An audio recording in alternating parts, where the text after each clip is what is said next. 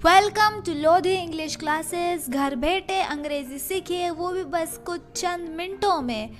ये पूरा English speaking course है जो एकदम बिगिनर फ्रेंडली है और ये चैप्टर 2 है। अगर आपने चैप्टर 1 नहीं देखा तो आप हमारे प्लेलिस्ट में जाकर चैप्टर 1 देख लीजिए और फिर यहाँ पर चैप्टर 2 देखिए। तो चलिए वीडियो में आगे बढ़ते हैं।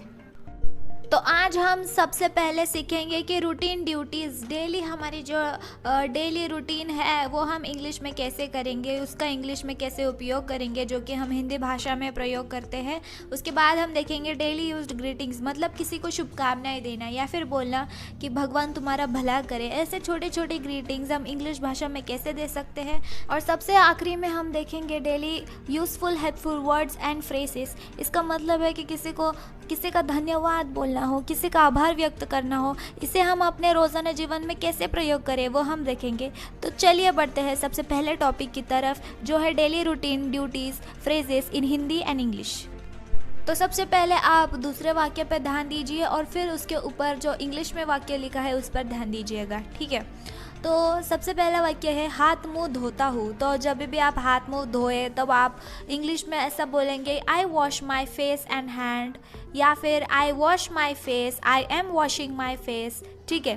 तो नेक्स्ट वाक्य है मैं सवेरे 6 बजे उठता हूँ, या फिर जितने भी बजे उठता हो तो हम उसे इंग्लिश में ऐसा बोलेंगे I wake up at 6 o'clock in the morning every day. तो कल हमने देखा कि वेकअप को हम अवेक भी बोल सकते हैं, तो हम ऐसे भी बोल सकते हैं I awake at 6 o'clock in the morning every day. 8:30 बजे नहाता हूँ और नाश्ता करता हूँ। तो हम इसे इंग्लिश में ऐसे बोलेंगे after taking bath at 8:30 AM I take my breakfast, और I take my breakfast after 8:30 AM, ठीक है। नेक्स्ट वाक्य है दांत साफ करता हूँ फिर चाय पीता हूँ।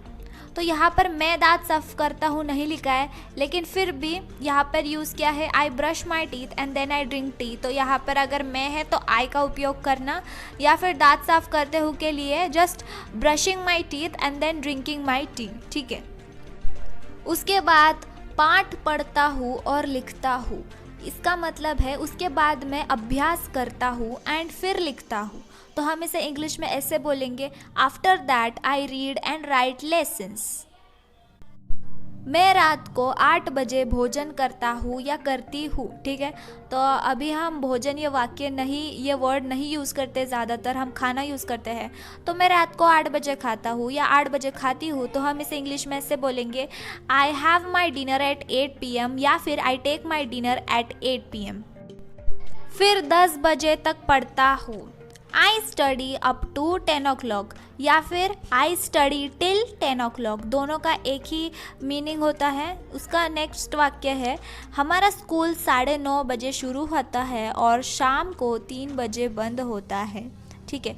सो our school starts at 9:30 AM and ends at 3 o'clock, ठीक है।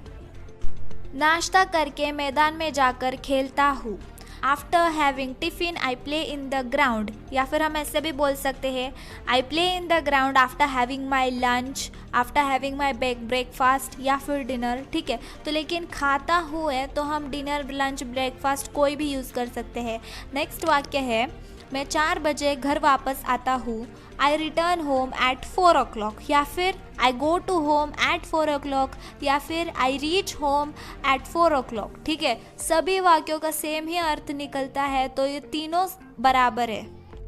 नेक्स्ट है 10:30 बजे मैं सोता हूँ, I go to bed at 11 PM, या फिर आई गो टू बेड या I sleep at 11 PM sharp, ठीक है। नेक्स्ट वाक्य है फिर से आना। ये तो बहुत इजी है, कम अगेन।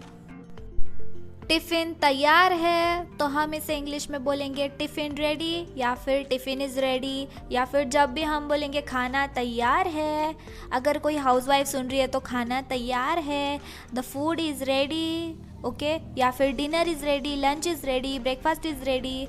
नेक्स्ट है नाश्ते से पहले, नाश्ता means breakfast, so before breakfast. सप्ताह में एक बार, सप्ताह मतलब एक हफ्ता, जिसे हम हफ्ते ही बोलते हैं आजकल। तो हफ्ता मतलब या फिर सप्ताह मतलब वीक, तो वंस अ वीक। नेक्स्ट है 10 मिनट मीन्स 10 मिनट्स। देखो ये काफ़ी इजी है, ये तो हम वैसे भी डे टू डे लाइफ में यूज़ ही करते हैं और करने भी चाहिए आजकल, नाउअडेज। ठीक है, आप बोलोगे कल मतलब यस्टरडे क्यों नहीं है, लेकिन मतलब इसे इंग्लिश में नाउअडेज ही बोलते हैं या फिर कैजुअल डे। ठीक है, उसके